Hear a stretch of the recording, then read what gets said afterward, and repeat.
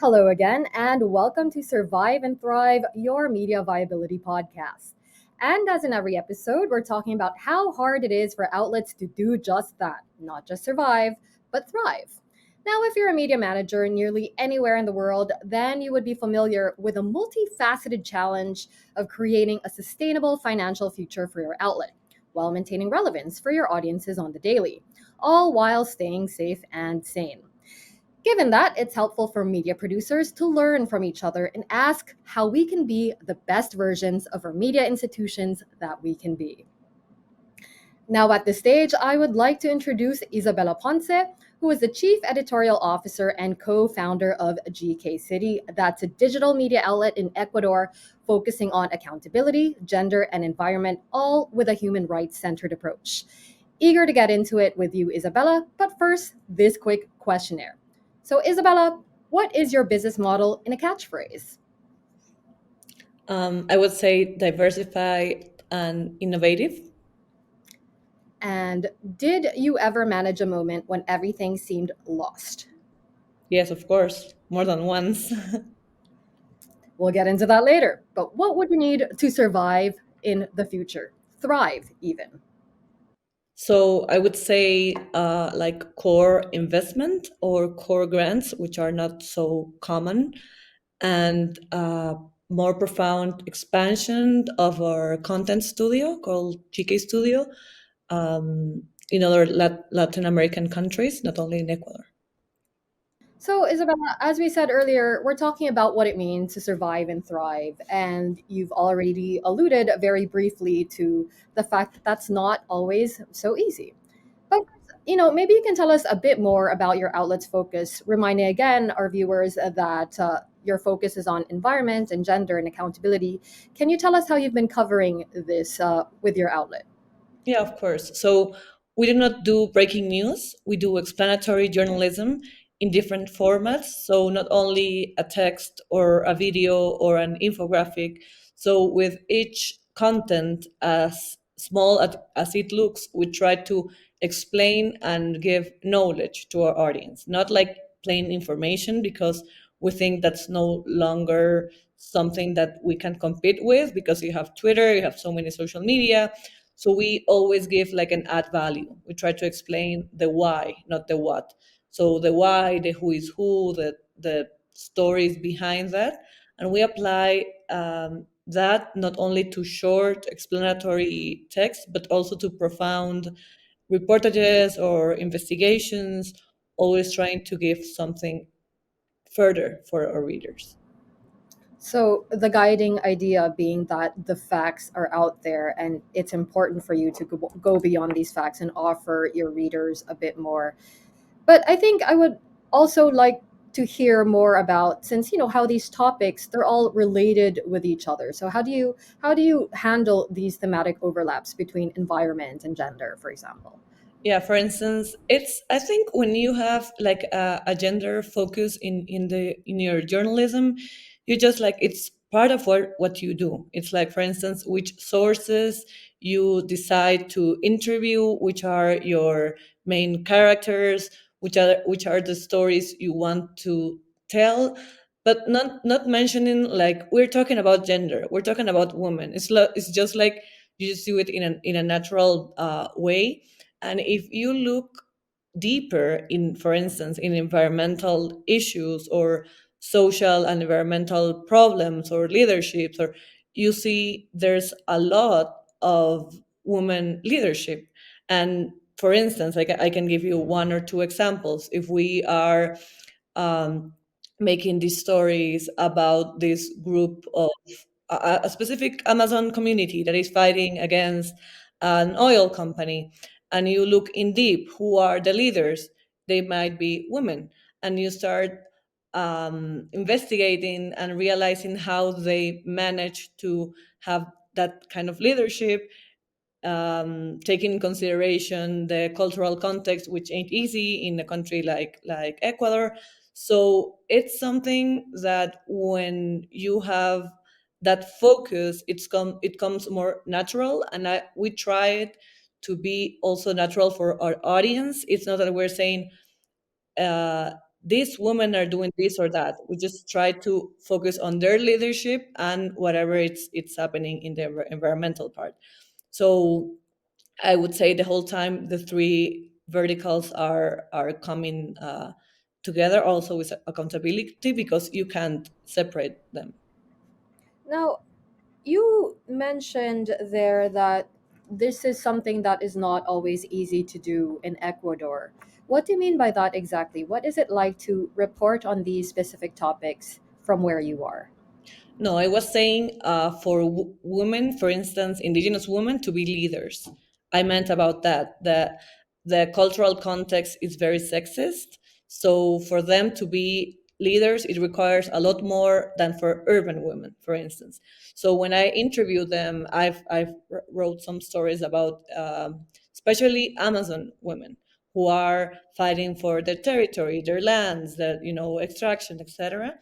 And I think it's an extra layer in which their leadership is more important than other types of leadership, because for instance they also have to take care about they have to take care of their kids, their homes, whatever, and also face this kind of um, I wouldn't say pressure, but this obstacle, this male obstacle that won't let them to be like more important than them. So it's a I would say it's a sexist context, and it's harder for them.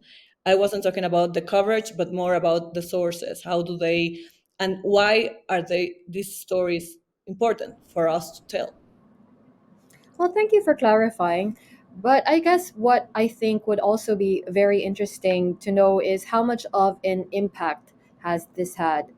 Does your reporting on, for example, indigenous female leaders in the Amazon, is this reporting that gets back to them, that impacts their lives?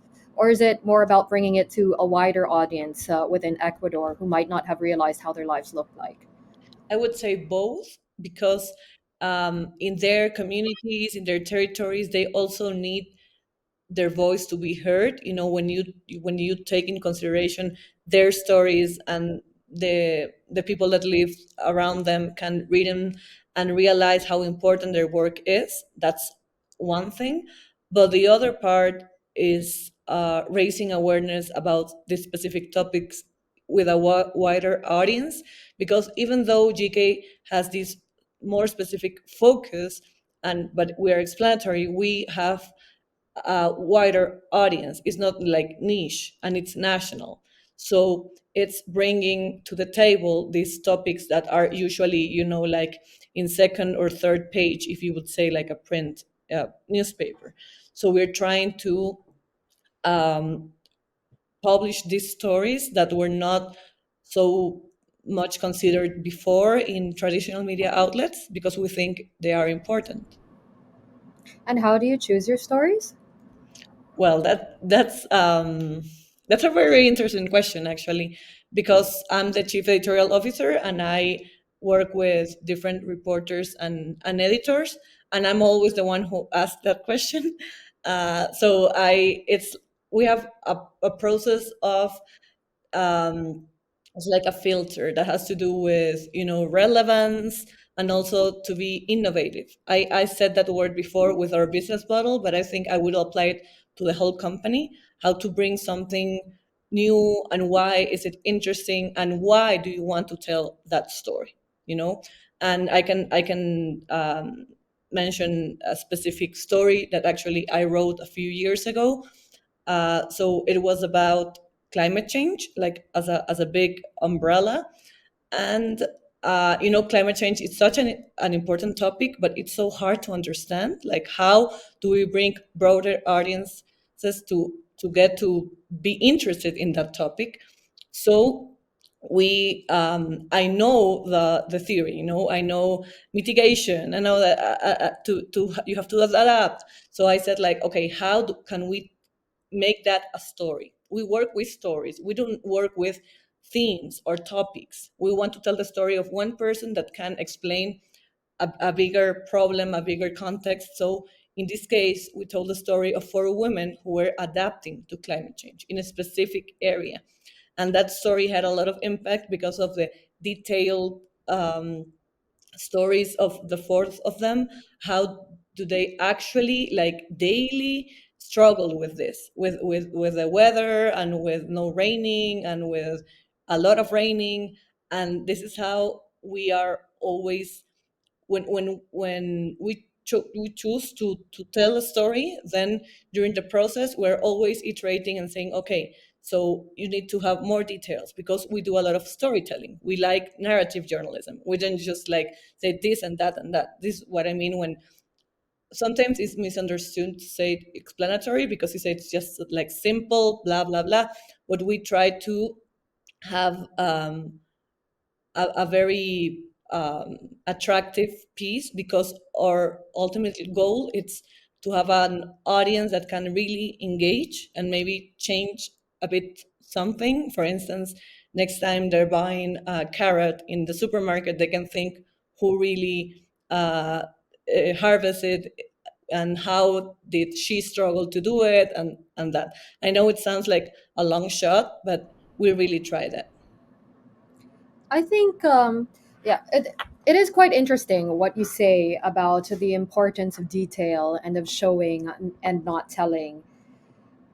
It is, however, important to realize as well that, especially narrative journalism, environmental journalism, forms of journalism that require you to travel, that require you to get to know the the people in your story in depth and follow them for a while. These are not easy stories to produce, and they're often associated with great expense. It is expensive to produce in depth journalism. Now, earlier you said you had a diversified business model. Perhaps you can tell us a little bit more about that diversified business model and how it is financing these important stories that you do. That, as we said, are, yeah, are quite complicated to produce, especially in the comprehensive way that you try to do them. Yeah, of course. And I would say like really expensive. Like I think it's needed to be said, because when a reader just like the audience just reads a story, have usually they have no idea what's behind. But yeah. So GK has, as I mentioned, a diversified business model. We have our our major revenue source is a content agency called GK Studio. That's like from 50 to 60%. Then we have a membership. It's not a subscription. It's more like a membership where the most loyal readers support our journalism. We have also an area of workshops and trainings. We call it GK School. We organize open trainings, but also we partner with different organizations that want to promote specific topic. For instance, illegal fishing in the Galapagos Islands. So we built a project with Internews, and we give the trainings.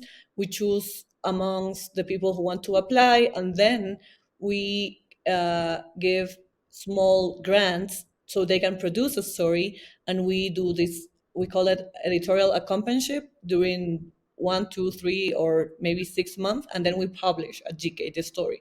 So it's like a very organic project. We have done that maybe 5 times with GK School. Then we have advertisement in GK, but different kind of advertisement. Like the traditional advertisement is no longer a thing. So we do sponsored content or content marketing, or we also partner with specific brands, organizations to produce a specific project. Um, then we also work with other media around the world. So, like for instance, in environmental area with Monga Bay Latam, which is focused specifically in the environment. And we also have grants, but we have like small grants or project grants. So I've told you like five or six, and they're all the time moving. We try the pie to be more balanced. It's not easy to have it the whole time, but we are trying to be more innovative the whole time. For instance, in the advertisement part from the media, we will create a product that we like it from the editorial point of view, but we know it can be funded by a specific partner who is interested in that. I'm sorry. And the last part, just for these stories. For these specific stories, we usually have small grants. For instance, this one about the women in this desert, we were 7 days in the field, and we had a small grant from a Colombian university, actually. So when we want to do this more in depth or long, or traveling to Amazon is very expensive. So we try to partner, because otherwise it's not possible. Yeah. The diversification of the business model, that is something that many outlets have had to do in order to survive, in order to thrive, as we've been talking about. It is very important to not be reliant on a single source. On the other hand, the more sources of funding, or the more diverse your sources are, the bigger the list of goals that you have to service. That means the more you have to do. So in the sense of your particular operation, how do you balance these different goals with all your funding sources? How do you make sure that your team is able to accomplish them every single day? Yeah, so I would say like the key to that is very defined roles and processes. It sounds like very generic, but it's not. Like, it's you really understand what does it mean to have a specific role, and try to, you said objectives, and that's also very important, to have specific KPIs for every area. And it's not only having the KPIs, but then going back and measure them, and having, maybe it will depend on the area, but monthly or every 3 months, check if this is working or not. And also being able to identify things that can be improved and do it. Just like, don't go like, oh, we made this mistake and this is wrong and blah blah, but just fix it. And I think in like having an independent media requires that a lot, because I'm also a consultant. I'm actually part of the media viability ambassadors of dw-akademie, and we talk about this a lot, how to identify which is the best business model for each media. Will depend on the region, on the team, on the context. Like, we have had a lot of discussions about this, because they're very different context, and you need to find this this thing that can differentiate yourself from others, and you like go there. But at the core, or at the baseline of everything, you need to have a really, um, I would say, a really different idea from others, like, so you can compete. Because sometimes when you see new media coming out, but they have the same idea like the other one, you say like, where are they going? Where's their audience? Why are they doing this? Why are they not thinking further of what need from the audience they can respond to? So I think that's something that you need to ask yourself a lot. You're constantly then in this process of negotiation, negotiation with your goals, negotiation with your output, negotiation with what you can realistically achieve in this time that you've been given with the resources that you have. I wanted to go back to what you said earlier about GK Studios and how that makes up the bulk of your funding, so more than half. What is it exactly, and what lessons do you think that can teach other new media outlets? What have you learned from having this business model, GK Studio in particular, that you think would be interesting for other media outlets to know? How it started, in 2015, more or less, bringing some know-how from the media to the content agency, the content studio. For instance, it can be storytelling, it can be the human right focus, it can be the graphic quality, whatever. So you can choose whatever focus you want. So now we are working a lot with companies and brands that want to talk about their sustainability programs, their sustainability um, ideas. But a few years ago, we also worked with a lot of NGOs, UN agencies that want to produce their communication campaigns about why it's what. For instance, this is very specific, but we did that. Reproductive rights of for people with disabilities. Yeah, so it's a specific topic that it's very hard to communicate, and we help them to build key messages and a specific graphic design for the campaign and such. And because we understand human rights focus, gender focus, we can bring that to their campaign. So we have a specific team that works on that. This is answering your question. So you can really organize the different processes, and they don't overlap. But the I would say like the idea also it's to work together in an organic way, in which, for instance, if we develop a specific campaign for a client, they can one part of the campaign can be sponsored at GK, so it benefits all. So that's kind of the goal, the ultimate goal, to help to provide to the whole operation. Yeah. So the idea is that you have a specific skill set that you can apply to this one arm of your business, which is the content creation model that you described, where you help brands, for example, with their sustainability campaigns, and that in turn helps to finance the separate journalism arm of your operations. Has it been, you've talked a bit about how you have specific teams, you have specific people on separate teams, and in so doing, that um, keeps the work separate and autonomous from each other, like from these two arms. But do you have any sort of rules that you maintain to prevent overlaps that you don't want? Yeah, of course. It's like, and this is why we have different heads for each area. So if something, it's obviously we need to talk all the time, so we don't, as you said, overlap. But there is a set of rules. So if a client asks for something that for to appear in the media, for instance, like I want you to do this coverage, so the people from the studio can say like I can give you Isabela's or Susana's number so you can speak with them. So we don't try to for that not to be a conflict. So it's we have those rules and processes. Yes.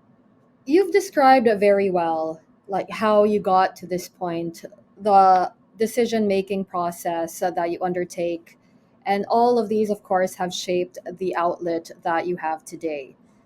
However, when we were talking earlier, remember during our lightning round, you did allude to moments of feeling lost or challenged, and perhaps at some point you were even close to giving up. How did that look like, and how did you overcome it in the end? Yeah. So one of these moments was when we relied too much in one client. It was a client from GK Studio, and it was huge. It was a big project. So we were like, I think was more than 50% only one client. um, it was at the very beginning. So we were really excited building this specific project. It was like a media outlet for a specific client. And then something happened in the country. It was like an external context. It was actually a law. Like yeah, it was it came actually from the president. And that kind of crashed the the business where this client came from. So we lost that client. And we were in a very, I would say, like dark place. Like, what do we do? How do we address it? So I think it took very few months because we continue with our other clients and trying um, close more contract with other clients and also diversifying with the grant part and such. But as you mentioned, at that specific time, it felt like it felt difficult. But the thing about this specific episodes is like you no longer you will not do the same mistake. Like you learn a lot, and I think that's the important part of this. Like saying, if you start seeing something similar, you have like a red flag and say, okay, remember 2015, 16, so don't don't do that again. Not to focus on the negative or anything like that, but can you, just to bring it home to our listeners, when we speak of security threats or dangerous coverage in your journalism, what are we speaking about exactly when it comes to Ecuador? Okay, so until 3 years ago, I would have said like more generally, maybe I don't know, like going to the Amazon and knowing that the plane can crash. It actually had happened a few times. Or maybe you are in the Amazon and you can't come back because it has rained for 3 days and you literally can't come back. But in the last 3 years, how does it look like? This is awful, what I'm going to say. Killings, death threats. So nowadays, like it's October 31st. There are 9 journalists that had to fled the country or their cities only in 2023 because of life threats. These threats the majority comes from organized crime groups. That it's I can't say it's a new problem, but it's a problem that has reach us in the hardest and deathliest way. Yeah, last year there were 2 or 3 journalists murdered, and in 2018 we had also 3 journalists murdered. And we were not considered a dangerous or violent country before, so it's shifting um, environment. And as a citizen we need to address it and know what to do, how to act. But as a journalist, it's like a double and triple threat. This year there was a presidential candidate that was murdered, and that was also something that really, it's still a shock. And how does this affect us as journalists? Actually, the candidate was a former journalist, and it was during a rally, a political rally. So we are there all the time, like we're covering elections, we're covering. So we have that kind of risk, and we have also the risk that come from people that feel harmed or threatened by what are we publishing, and they just, it will depend on who they are, but they will, as I mentioned, they will kill you or they will threat you. And this year has been really rough for us, because we have been talking for 40 minutes about viability, sustainability, impactful stories, etc. Obviously that matters, but now you have this other thing to worry about, and it is not in a separate way. You need to think it organically, like how to, every coverage that you do, you need to be aware of the risk, even though they are not risk related to this specific thing about violence or such. But we do live in an uncertain um, environment right now. Yes. Now we're heading into sort of the end of our time on our podcast, but I think you've done a really good job of illustrating what it means to be a media outlet like yours. You are juggling multifaceted challenge, as we said earlier, of just, now we talked about the security challenges that have become more associated with your work, the challenge of producing quality output on topics that are very, very complex, like gender, environment, accountability with a human rights focus. And of course, the challenge of making sure that your operations are sustainable for the future, financially and in practice. So here's a question. where you could help other media outlets around the world. Do you have three best practice tips for us, given the enormity of these challenges and the answers that you have found so far to these challenges?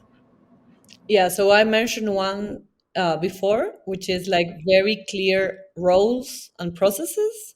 So not thinking about specific people with name and last name, but having the profile. What do you need for this and that, and having specific processes, because without them, it will be a mess. Like being there, done that. So it's very important to have that. And then we haven't talked about this so much in the whole conversation, but clear financials. Like have you to know your real costs of your projects, of what you're doing.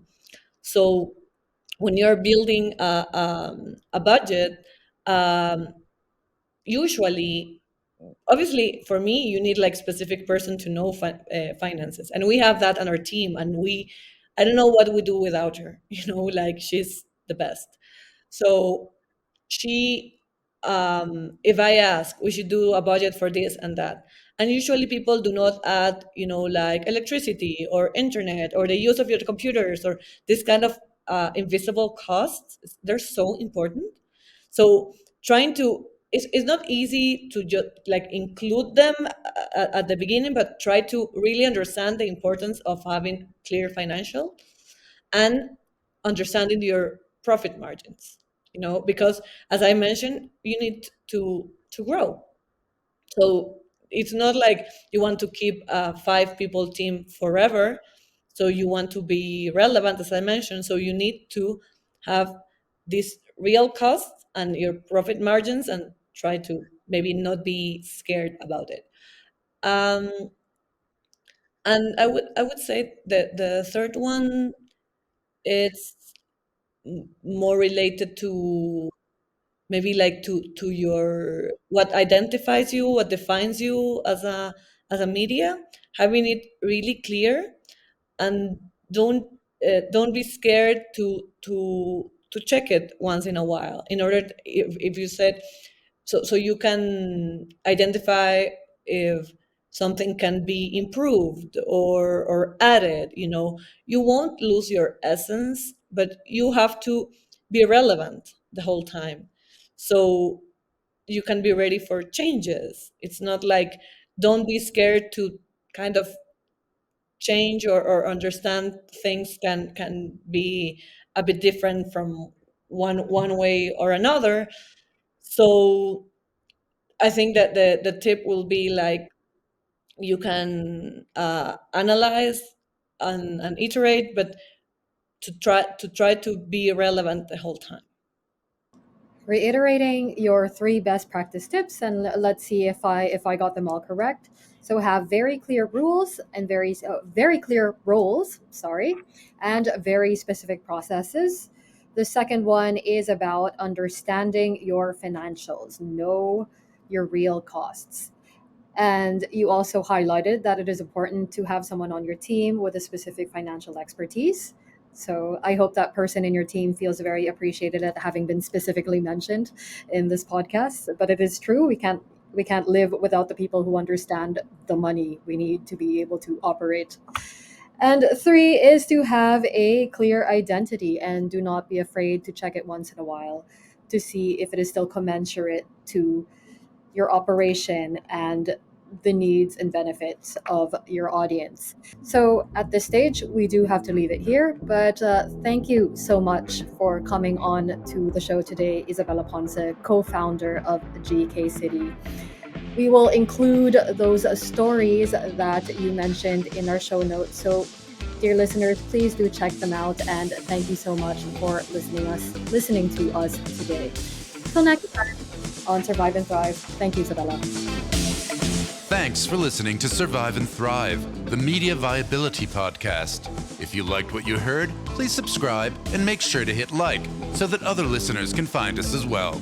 For feedback, send an email to dw-akademie.surviveandthrive@dw.com. You can find all the information in the show notes.